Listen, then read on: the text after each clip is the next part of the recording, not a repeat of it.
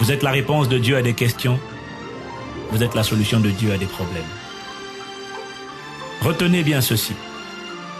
Lorsque les hommes crient à Dieu parce qu'ils sont dans la détresse, la famine, l'injustice, le désespoir, la maladie, etc., la réponse de Dieu est toujours la même. Un homme ou une femme. Puisque Dieu connaît toutes choses à l'avance, il prépare toujours une femme ou un homme qu'il envoie dans le désert en éclaireur ou encore en pionnier. Il le brise, le façonne, l'entraîne, l'équipe et l'envoie ensuite vers ceux qui ont crié à lui. Cette personne passe par beaucoup d'expériences désagréables qu'elle ne sait pas expliquer. Mais Dieu sait quelle est la réponse au cri d'une catégorie de personnes sur la terre. Chacun de nous est la réponse de Dieu à une question, sa solution à un problème. Les déserts de la vie par lesquels vous passez sont souvent révélateurs du type de personnes vers lesquelles Dieu va vous envoyer. Toutes les personnes qui ont créé un impact sur la terre vous parleront de leurs déserts personnels qui ont souvent été une grande source de motivation pour la réussite qu'elles ont connue. Dr Mensa Otabil, pasteur principal de l'église International Central Gospel Church au Ghana, dit que la vitesse à laquelle vous courez dans la vie dépend de la vitesse et de la taille du chien qui vous poursuit. Le type de désert par lequel vous passez indique souvent le type de personne que Dieu vous appelle à servir. Pour servir une catégorie de personnes, vous devez comprendre leur langage, c'est-à-dire comprendre de quoi ils parlent lorsqu'ils décrivent leur vécu. Chacun de nous est la réponse de Dieu à une question, la solution de Dieu à un problème. Entrez donc dans votre destinée.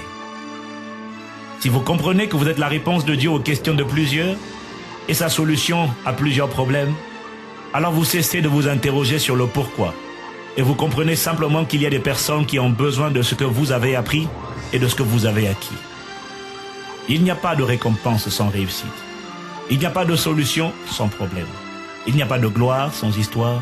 Il n'y a pas de triomphe sans trouble.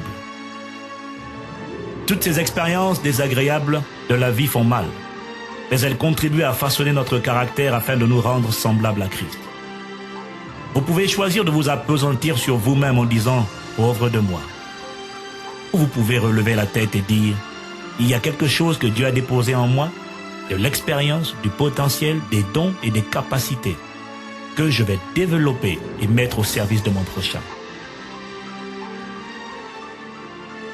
Lorsque vous comprenez qu'en dépit de ce que vous avez vécu, Dieu règne toujours depuis les cieux, qu'il est assis sur son trône de gloire, qu'il y a un but à votre existence sur la terre, que vous n'êtes pas là par hasard et qu'il n'a pas dit son dernier mot à votre sujet, alors vous commencez à relever la tête.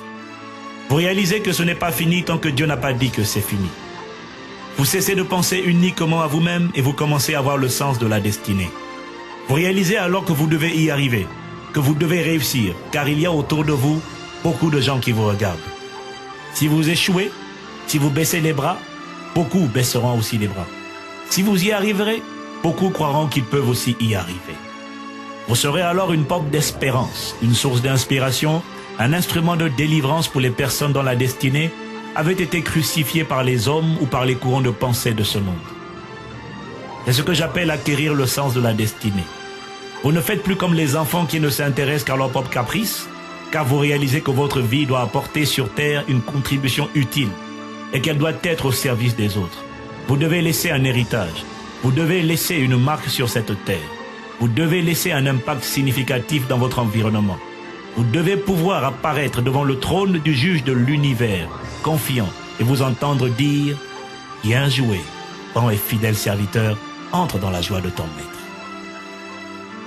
Lorsque vous saisissez cela, alors vous faites les choses non parce que vous sentez que c'est uniquement bon pour vous, mais parce que cela va dans le sens de la volonté de Dieu pour votre vie.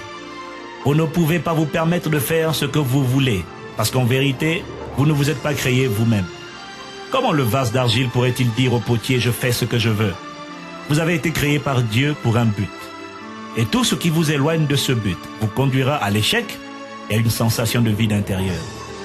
Il y a au moins une mission, un fardeau pesant sur le cœur de chaque être humain, qui correspond à une instruction divine que Dieu a écrite dans l'esprit avant notre naissance. La clé de l'épanouissement réside dans le fait d'être la personne que Dieu vous appelle à être et de faire ce que Dieu vous a appelé à faire sur terre. Vous n'êtes pas simplement là par hasard et vous n'êtes pas venu pour accompagner les autres.